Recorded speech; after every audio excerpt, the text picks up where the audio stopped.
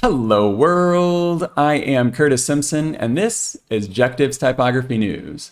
Monotype recently released the results of a 2024 survey on font use, Patagonia is implementing a brand new sans serif, and Croatia's HotType recently released an Exat 51 inspired typeface to rival the Swiss giants. Kicking things off, we have Monotype's Global Font Use and Forecasting Survey Report from 2024.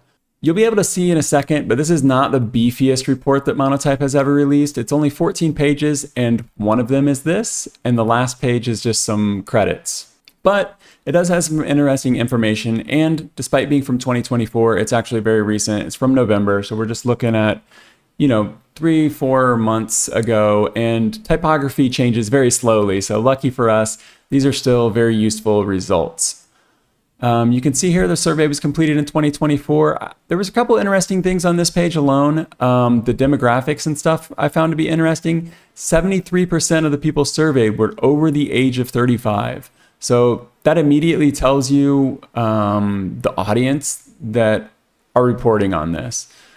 Survey design. I think this is really important no matter what type of survey results, what type of statistics you're looking at. It's important to keep in mind, anytime you're talking about statistics or survey results, you can basically make them say whatever you want them to say. Anyone who's taken a statistics course understands this, but Monotype, presumably is doing this to figure out how to better serve the type community.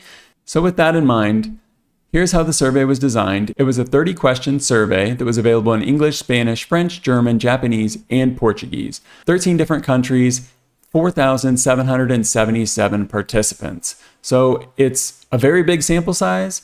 It's very varied in the languages, countries, and then you can also see that there are job titles that differ from graphic designers, creative directors, business owners, IT administrators, and others. So it's not just looking at graphic designers or people that are very interested in typography. It's actually looking at IT admins, business owners. I think a lot of times when we look at these surveys, we tend to think of ourselves being surveyed 4,777 times. But you can see here, there's quite a variety, even if the ages are mostly over 35. Sans is supreme. This is the big title on this page. I do think that it's worth pointing out, though, that 52%, yes, that's technically a majority. This isn't some overwhelming, just landslide of a font classification.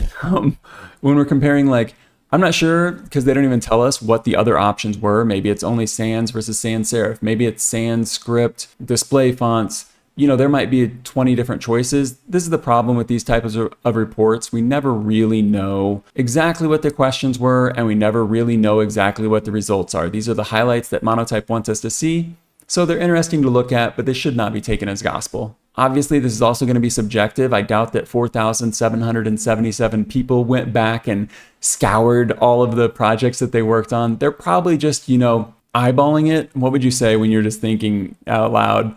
They're just guesstimating that they used mostly sans serifs. 62% admitted to relying on familiar font pairings. I think a lot of that probably has to do with the fact that, one, you're under tight deadlines, and I think that they note that as well. But two, a lot of times you're working with brands that already have established typography, or you're working with your brand typography.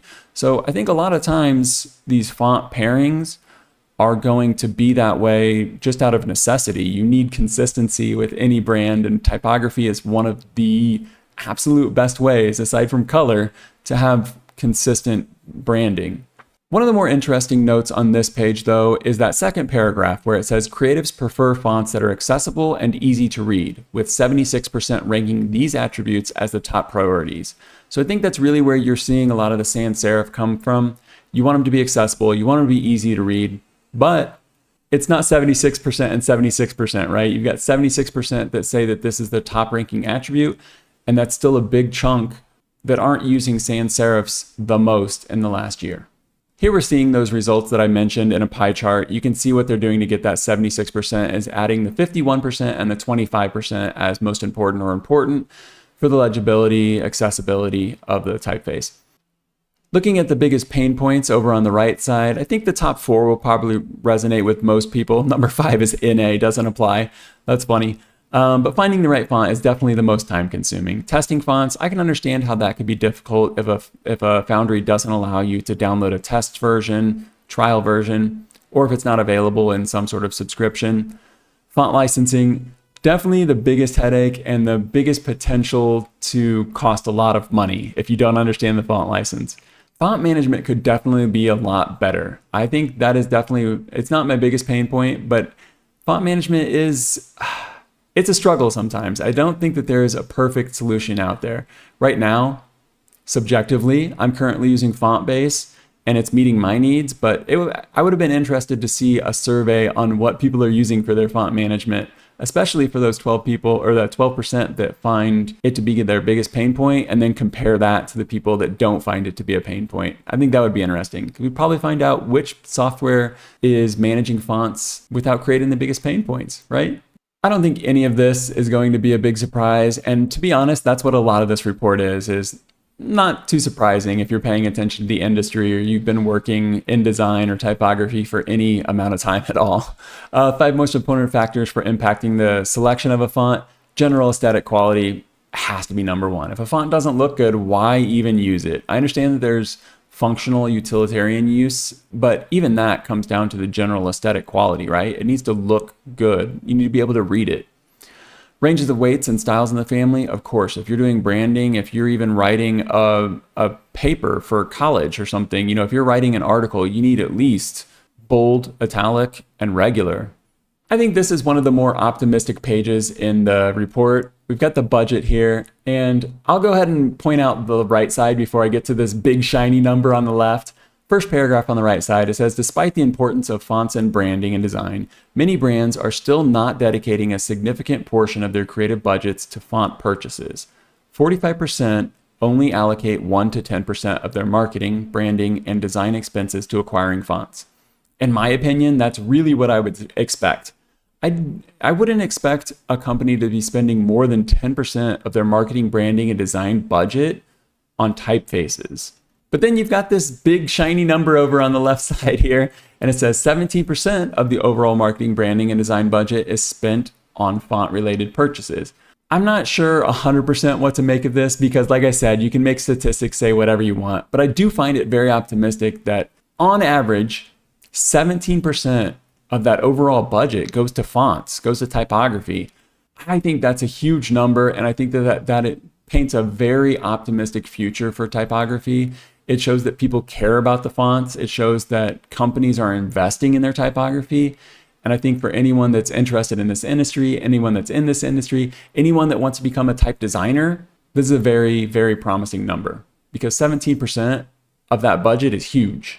Looking at this page about font subscriptions, I don't have a lot objectively to say about this. You can see the numbers on the screen. I am going to make a bit of an editorial here and give my subjective opinion. But you can see here that 68% of the people surveyed used a font subscription service. I would be willing to bet that most of this is Adobe fonts. You can see the top 3 most popular marketplaces there. 55% are Adobe fonts.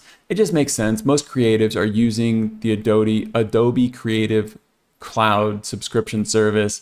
So I'm guessing that 68% is included mostly from the Adobe suite. Personally, I have moved away from the Adobe suite. I have absolute subscription fatigue, especially when it comes to these the design related tools. And you can see right there, 4 is the average number of design related subscription tools.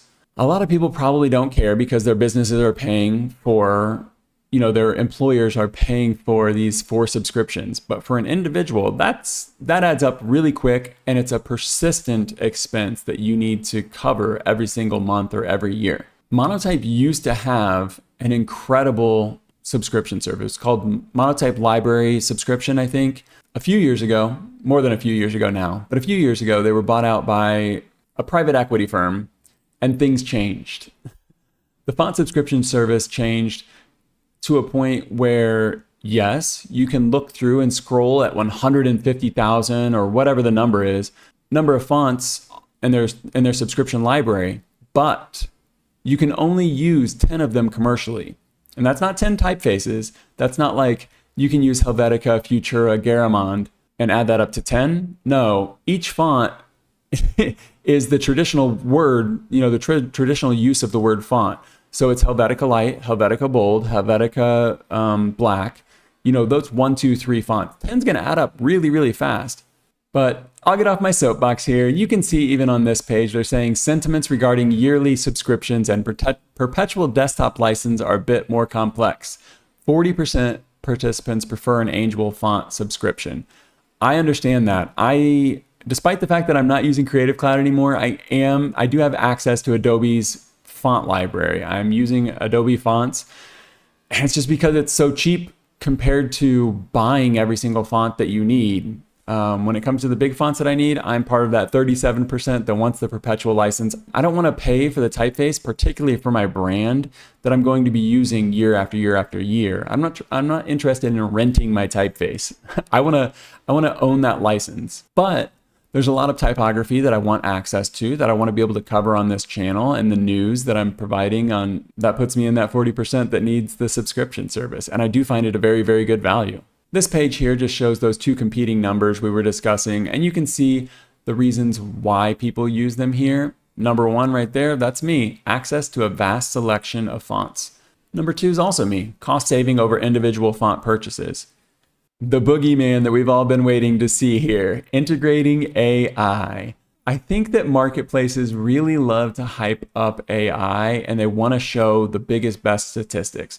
So, like I've repeatedly said, you can show anything you want with statistics. Tell me what you want the results to say. I can give a survey and I can give the results that you want the public to see. We don't know what the questions were entirely. We don't know what all the results were, but they know that if they show us 91% can see the potential for AI tools to be useful in the type industry, that looks amazing for AI in the type industry. Do I believe that number? Yeah, I do, because I can see potential myself for the tools. I think this quote at the bottom left from this unnamed creative director makes a lot of sense. It will definitely change the industry, but we will adapt. Not dissimilar to when desktop computers entered the industry. The reason I think this is relevant is not because I think AI is going to replace every type designer, though I do have some subjective opinions about generative fonts. I'm not going to get into those today. What I think it's going to do that's similar to desktop computers is get rid of a lot of that tedious work. Right now, when it comes to creating a typeface, creating the actual characters is such a minor part of the process. There's a lot of time-consuming effort and tedium that goes into creating the packaged font that can be delivered, whether that's kerning tables or tracking tracking your letters and then creating kerning tables for all of the letters that could possibly ever go together, and then creating all of the weights from hairline up to super black. I can understand how AI could help with those tedious tasks. And so I think that that's why you're seeing the 91% can see the potential for AI tools to be useful in the type industry. And you've got 75% that are optimistic or neutral. I would like to see that number broken down though. I would like to see, previously we saw a number that was 76% and it was 51 added to 25. I would like to see what that 75% optimistic or neutral is, but let's go ahead and move on. Variable fonts. This is one that was more surprising to me than the AI conversation. You kind of know what to expect when you're getting into the AI conversation, but 9% of the respondents said, I do not know anything about variable fonts. And at first this shocked me because variable fonts have been around for a while. And if you're responding to a Monotype survey, you probably have to know something about typography. Then I remembered they're surveying IT departments, they're surveying business owners. These people might know something about typography, they'd know about choosing a font, but they probably didn't actually know anything about variable fonts. Because maybe they're not using professional font software, or maybe they're just not dealing with typography on a daily basis. More surprising than that though, and almost hilarious, and this is subjective, but I do find it funny that 13% of people are pessimistic about variable fonts. Maybe someone can leave a comment and enlighten me if you are one of these 13%. What is there to be pessimistic about when it comes to variable fonts? Maybe they're worried type designers will just make a thin weight, a regular weight, and a super dark weight, and then just let variable fonts handle everything in between. It'll be kind of a mess. We saw that with the Pixel Base a few typography news videos ago. Pixel Base was a mess when it was variable. There was no reason for it to be variable. So maybe that's what they're thinking about. But just in general, being pessimistic about variable fonts, that's a strange one to me. Like much of this report, I found the branding page to be pretty expected. They're basically just asking, when do you choose new fonts? When do you feel that you should reevaluate your fonts? 71% are choosing new fonts at least once a month. They're probably doing campaigns and things like that. Or maybe they're working with creative clients and every different client's going to need a different font. When should you reevaluate for a brand? During a rebrand is the biggest response. Makes sense. Not a lot to see here. Getting near the end here, they're kind of closing things down with some bigger shiny numbers. 82% cite typography as one of the top 3 critical components in their design decision making, and 85% view choosing a distinctive font as critical to shaping a brand's identity. I think both these make sense, and I think these are both very optimistic numbers, both for the type industry, because that means people are looking for good typefaces, and if you're a good type designer, they're probably looking for something distinctive, something new. They're not just going to go grab Helvetica Bold anymore. And if you're a designer, it also shows that people care about design. They care about typography.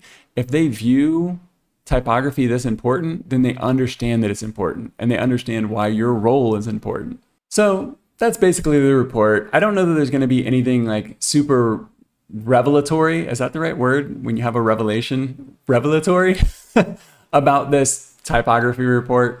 But I do think that it's interesting to see what like the biggest players in the industry are looking at, or at least what they want to release to the public, whether these are statistics that are showing something that they want us to know, or whether they're statistics that like accurately represent what was surveyed and the results. Either way, it's kind of interesting to look at it just to be aware of what's being talked about. Next up, we have Patagonia's brand new sans serif typeface. This released with little fanfare. You can see a bit of a preview here of it right now on Patagonia's website, but let's go ahead and look at the only 2 places I've found any press about this. The first place you're going to find news about Ridgeway Sans, which is Patagonia's new typeface, is on LinkedIn. Michael Leon, he's got a post here stating that he's excited to introduce the typeface that's going to be launching in spring 2025. We already saw it. It's already out. So despite the fact that they're saying that it's going to be launching, it is already implemented into the website at least. And you can see a little preview here. It says, a huge thank you to E. Chester at Bespoke. I'm going to call it Bespoke. I'm not sure if BSPK is Bespoke or not, but this is Chester Jenkins, and we'll talk about him a little bit in a second. The next place you're going to find Patagonia's new font, Ridgeway Sans, is on Stephen Rockwood's Instagram account. And you can see here, he is the senior art director at Patagonia. This is where you can see the best specimens for this. You can see up here at the top again, bespoke.xyz. We'll come to that in a second. But you can see, here's the typeface. Ridgeway Sans, our humble, hardworking sans serif brand font. And there are a lot of reasons that companies will commission their own typefaces, but I think the biggest reason is what he says right here. With Ridgeway Sans, Patagonia now owns its typographic future. Basically, they own the font, they're not licensing it, they don't have to pay for it over and over and over, like we just talked about in the Monotype report. They own this outright, and no one else is going to be using this typeface. The name pays honor to this woman right here. This is Jennifer Ridgeway, and she was the first art director and the first photo editor for Patagonia. You can see here that Ridgeway Sans is a variable font going from light to heavy and everything in between. This is going to be great for future proofing in terms of animation or just dialing in exactly the weight, thickness that they want for this typeface. And I think that transition, I mean, you can see it on screen. It looks great. Aside from the 13% that were surveyed by Monotype who are pessimistic about variable fonts, I think most of us can look at this and appreciate what's going on. You can see they've got 5 distinct weights, and then everything else is going to come from that variable, but they've got light, regular, medium, bold, and heavy. And we can see some type examples or some type specimens here of how it could be put into use. This is just a lot of dummy text, but this does make sense in terms of making sure that their font is going to work, not just as a type specimen, but with their other typeface. So you can see in between each line of the new sans serif Ridgeway sans, they've got this older font that's called Copernicus. And I'll talk about that more in a second. So you can see that it's very important for them that their existing typeface is going to work with the new sans serif. It's also very important to look at it in context. So you can see how this would be like an advertisement or something. They've got their body copy, their headlines, they've got some subheads, some little captions, and then they've got it paired with the logo, because you never want your logo to like clash with your fonts. And this is one reason why that doesn't clash, because the Patagonia G is very distinctive. That typeface is actually, I think it's pronounced Bellway. I could be confused. Belwe. We'll look at that as well. But the Patagonia logo, the G in it is very distinctive, has a lot of character. So it was important for Ridgeway sans to also complement that. And we can see it in context a little bit more. You know, this is just some statistics, some numbers that they might use on some of their products. You can see white text on black. You can see black text on white. You can see it in a couple different sizes. And lastly, you can start to see it alongside products. So you can see how the two fonts would combine, how the two typefaces would combine, the new Ridgeway sans with the logo, with the Copernicus they've been using. A little bit of a bolder statement here. They're really pushing the font all the way to its heaviest weight. And lastly, the branding inside of any product that Patagonia would release is going to be using this new font. And maybe that's why they said that it's going to be introduced in the spring of 2025, because it's very easy to switch out the font on a website, right? It's much more difficult to get it implemented and get it onto all of the clothing, because you're designing your clothing much further in advance. So I said we were going to look at Bespoke. We were going to come back to Chester Jenkins. I guess he's going by E. Chester here. He's got the same post on Instagram. It's just being shared between the two. So there's not too much interesting to look at here. What's more interesting is the website. And you can see here we're on BSPK. Like I said, I'm going to refer to this as Bespoke from now on because that's easier to say. I'm not sure which way it is. But if we go to the contact, we can see there's the name right there, Chester Jenkins. And that's why I've been referring to him as Chester Jenkins rather than E. Chester. But if we go back to the work, you can see there's a pretty incredible list of clients here. I'm not going to read off everyone, but I'll just scroll through real quick. I do this because I wanted to point out there is a conspicuous absence of the typeface Copernicus, and there is an absence of the new Ridgeway sans. Ridgeway sans makes sense because, you know, the typeface was just released. It wouldn't be, it's not surprising that a designer wouldn't immediately update their portfolio. They've got other things to work on. But what do you do when you can't find a font? Here's what you do. You go to fonts in use, type in the font that you want, and they likely have it listed, along with a ton of examples of where the typeface has been used in real life. If I zoom in here, you can see that Copernicus was released in 2009. And it switched hands a few times, but right now it's being sold by Labor and Weight. So we can go check that out. But what I'm really looking to see here is that it matches the name of the designer we've been talking about this whole time, Chester Jenkins. And why is this important? This is important because it shows the purpose of why they chose Chester Jenkins to design the new font. Ridgeway sans pairs perfectly with Copernicus because the same designer worked on both typefaces. And just before we leave fonts in use, let's go ahead and take a look at Bellway. I said that I was going to come back to this. Here it is. It is a very old typeface, originally released as Bellway Antiqua from 1913. It's been revised a few different times, but this is the font. You know, it's basically remained unchanged. And I think if we scroll down, we'll find Patagonia on this list. And there it is. Patagonia, 1973. So there's the Patagonia logo. There's Bellway.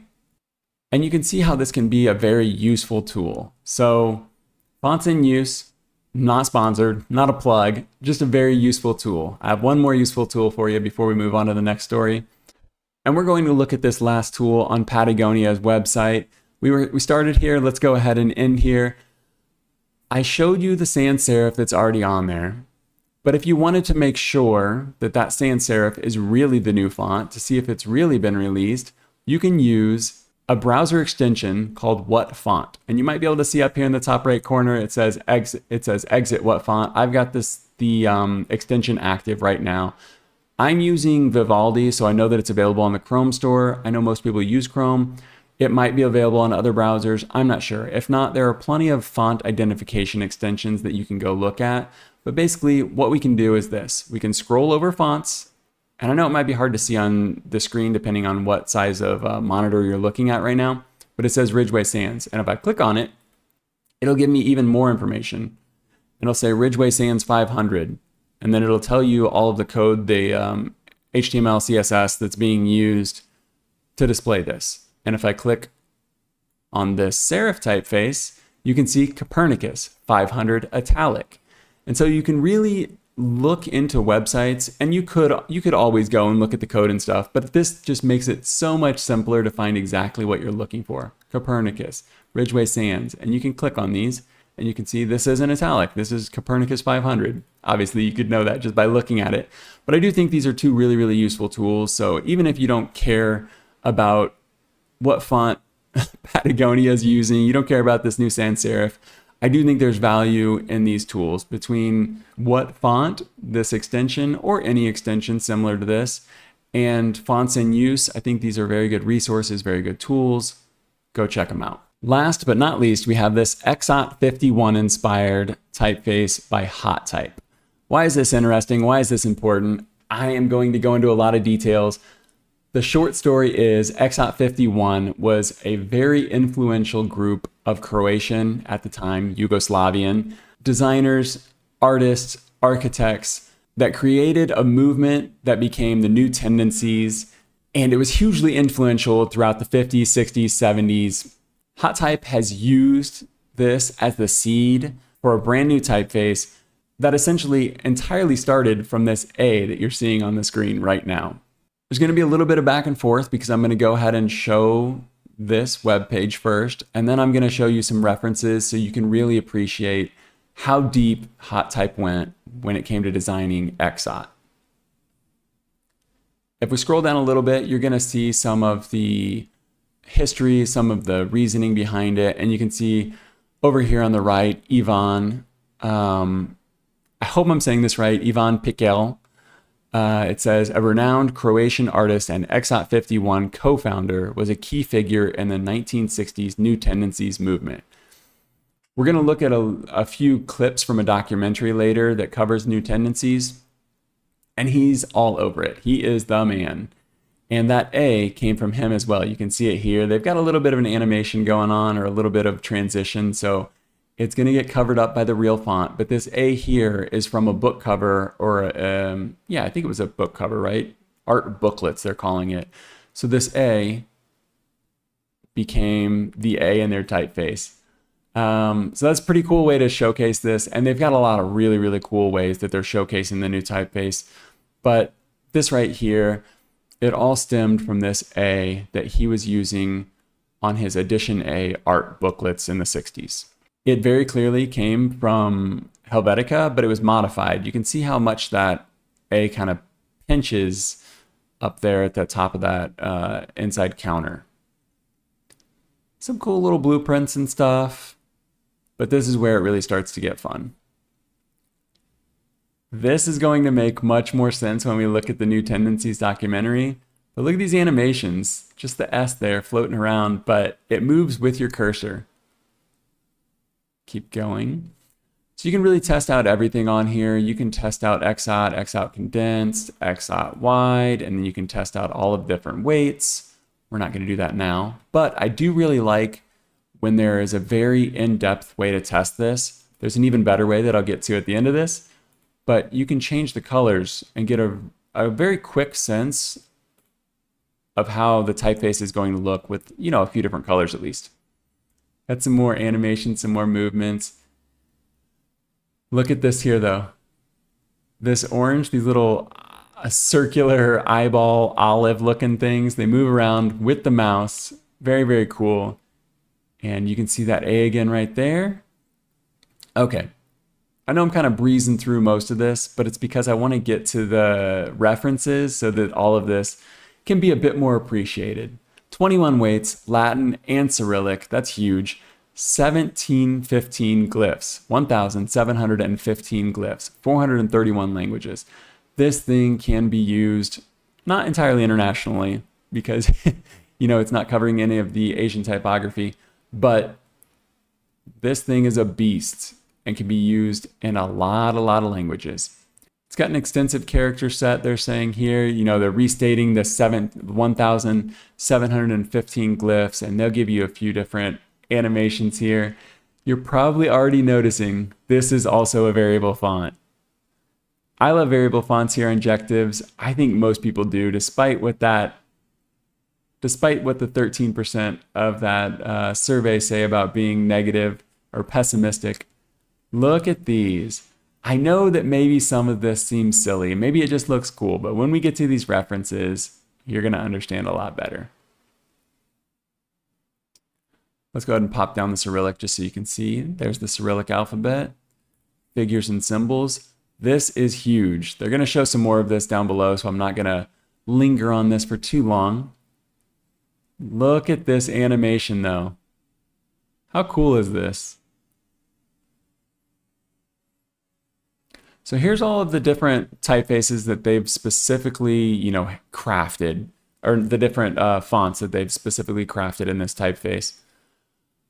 It is variable, so you can go in between any of these, but it's also very nice when a type designer or a foundry really goes in and nails down perfect versions of a lot of different weights.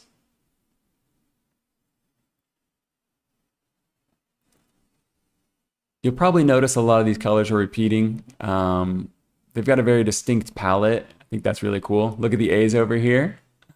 They move with the cursor as well, but you'll notice a lot of movement now. You're going to see a lot of movement on the screen.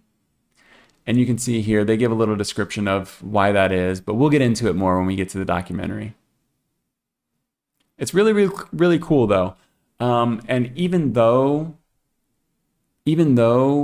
all of this effort went into, you know, accurately paying homage, you can use this typeface without knowing anything about any of this, and it's just going to be an incredible typeface. The thin alternates, I thought this was really cool. So this is something that's specific to Croatia. I guess they're using these thinner diacritics, thin symbols, just one of those quirky things. As far as I understand, obviously I'm not Croatian, so I don't understand this, but it's really cool that you could use these as alternates if that's the vibe that you wanted to go with. I think these circled numbers and the squares are very useful. It's something that you don't necessarily think about. They even have the letters here. It's something you don't necessarily think about until you need it, and you have to make it for each one of these letters and each one of these squares. But if you're doing any sort of wayfinding, this is incredible. If you're doing any sort of presentation that has diagrams or any sort of infographic, this is incredible. Having these built into a typeface is just amazing. And then they've got this alternative A here. They've added a little tail to it.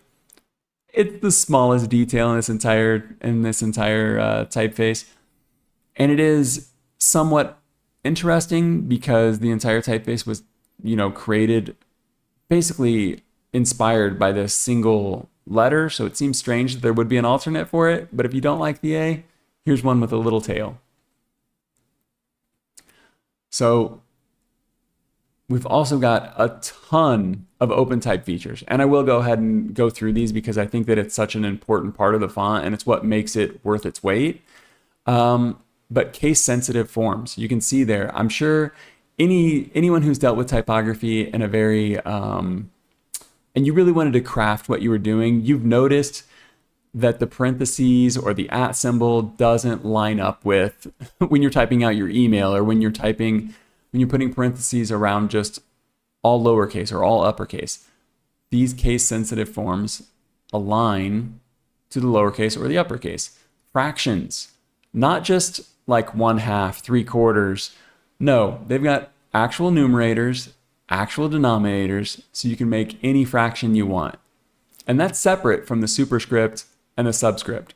So yeah, you could go through and you could alter the baseline. You know, you could bump up a number, bump down a number, but this just makes it so much simpler. It's all built in.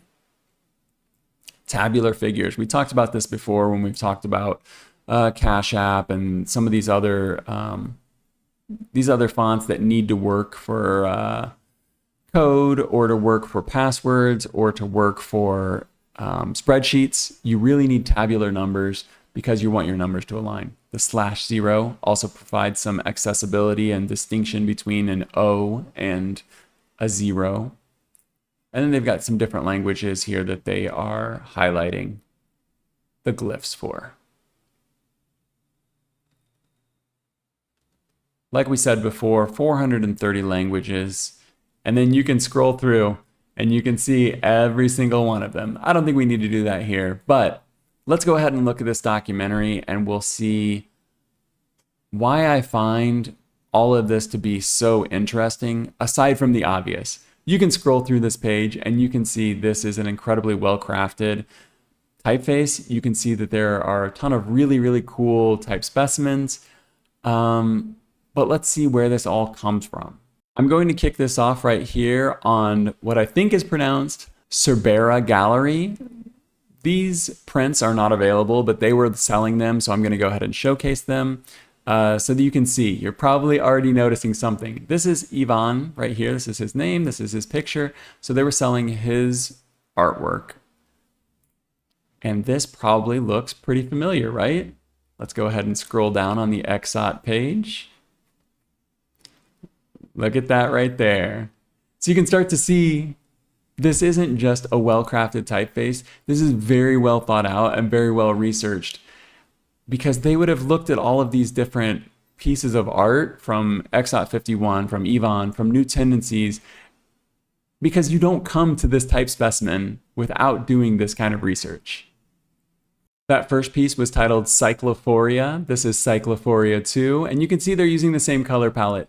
But when you go through the Exat hot type webpage, you can see this color palette directly correlates to these artworks. Even something as simple as the hue of yellow and the grid systems, this isn't something that's entirely unique to Ivan. This is something that is prevalent through a lot of the New Tendencies work. These grid systems and these texture based on shapes and the movement that is created by these grids.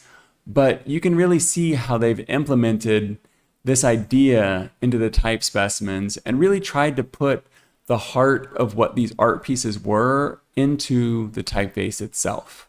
And right from the beginning of the New Tendencies documentary, you can see the typography being used as a texture in the same way that Exat is being used on the hot type website. This documentary is called New Tendencies. I'll have a link in the description, but it was uploaded by Delpic Art. They only have 17 subscribers, so I'm not sure if this is their original work, but hopefully you can watch it at least for a while it's uploaded. I don't know that it's going to go anywhere. It is not in English, so if you're an English speaker, there are captions, but they're auto-generated, and it's not an easy thing to watch. You really got to pay attention, but it is really cool and it's very informative. And if you're into this typeface, I think that it might be worth checking out. I'm going to go ahead and skip around the New Tendencies documentary a little bit so I can show you some stills and maybe some short clips. But you can see the black and white grid, while this isn't entirely unique to New Tendencies, it's there in the architecture and they've got it built into the website as well. So I think that's really interesting. I think that it's showing the level of detail that they're paying attention to. I pointed out a few different times these sort of shapes that follow you around the screen, these circles over here on the left. This isn't the only installation that had this effect, but this is the first one that I came across just now. So I'm going to go ahead and play it for you. And you can see how the shapes are moving around. This is obviously stills, but these circles can move around, and it's very similar to what we're seeing in the type specimens. Here you can see another installation. They've got these squares that are cut out and they're suspended and they can kind of move around on their own. It's not a direct translation, and maybe this is just an app and it always does this. This font might just be some plugin that they have on their website, but I do feel like these things correlate in a way that makes it feel very cohesive.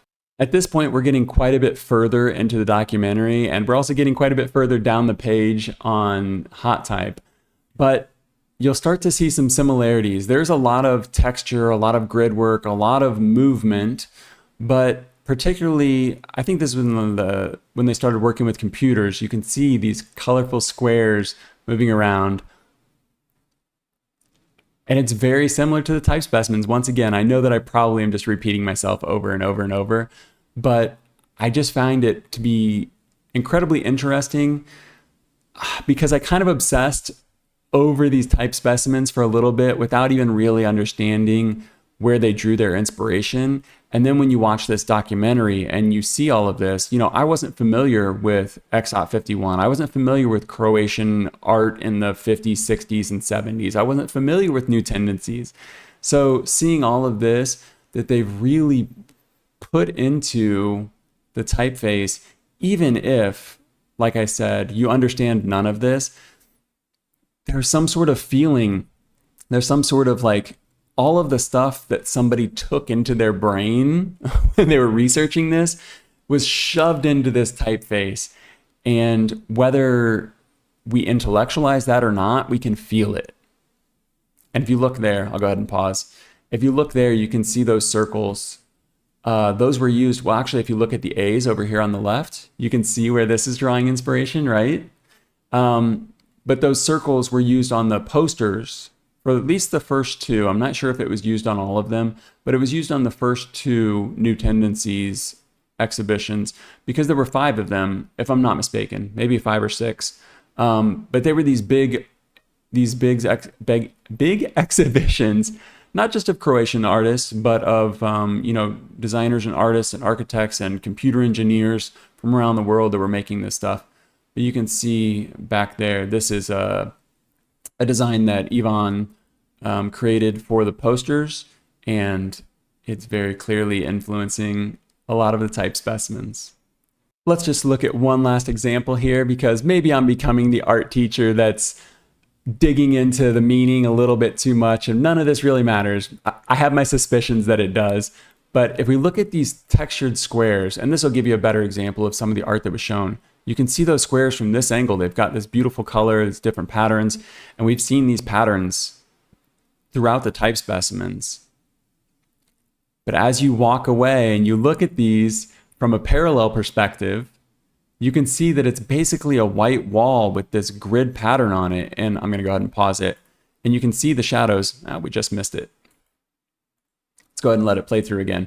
But you can see these it basically just becomes a grid with these black and white shadows on there, and it only reveals the colors from the side. And I feel like that's somewhat similar to these here. When you're looking at these numbers and you scroll over them, they're just these black and white, and then you scroll over them, you can see the colors, similar to going to the edge of this art installation right here.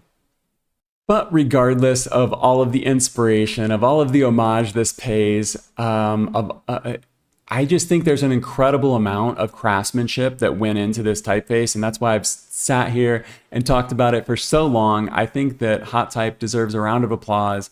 Exat looks amazing, and the price tag isn't going to be for everyone. Let's go ahead and look at that. They've got it listed at 1,470 euros for the complete family. I think with a typeface like this, you're really going to want the full family, because as nice as it would be to have like a few weights of it, the power of this font, the power of this typeface really comes from how deep it is. I'm going to go ahead and point out a couple things that will maybe help you dry your eyes. Number one is that if we scroll down to the bottom here, It is, I don't know if this is all the time, but currently 50% off. So cut that price tag in half, 735 euros. It does have font licensing, for different things, different employees. So this is the base price for desktop, less than 5 license. But the best part of this is that you can get test fonts.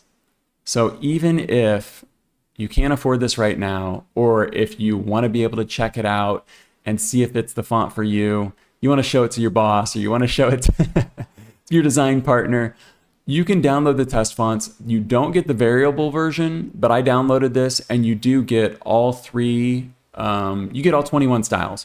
You get the condensed, you get the wide, you get the regular, and you get every single weight for it. So you can really run this through its paces, and you can check it out. Also, if you don't want to, you want to share this with someone else, but you don't want to have to listen to me tell the whole thing, you can go right here, go to more info, and it's going to give you a lot more condensed, concise version of the history and stuff that I was talking about. You can see the A right here that we talked about before, and you can see some of the different art pieces. Oh, right here, this is New Tendencies 2. This was the poster for the second New Tendencies. Oh, here's the third one right here. Yeah, so they didn't continue using this, but they did use these olive eyeball looking things for the first two of them. And there's some of the original Exat 51. Yeah, but I do think that this is a really, really cool font. I think that it does give some of these Swiss typeface giants a run for their money. Clearly, this takes inspiration from Helvetica. There's no question about that. But every typeface takes inspiration from one before it, and this is a very complete typeface. It's not a ripoff. I think it's well worth checking out if you're in the market for a monster of a typeface with an incredible story. We all know that I am a sucker for a great typeface story. And that is going to conclude this third episode of Objective Typography News. I have no doubt that this is the longest episode to date, so if you're still here, I appreciate you. Thanks for watching. Consider subscribing. I have been Curtis Simpson, and I will see you in the next one.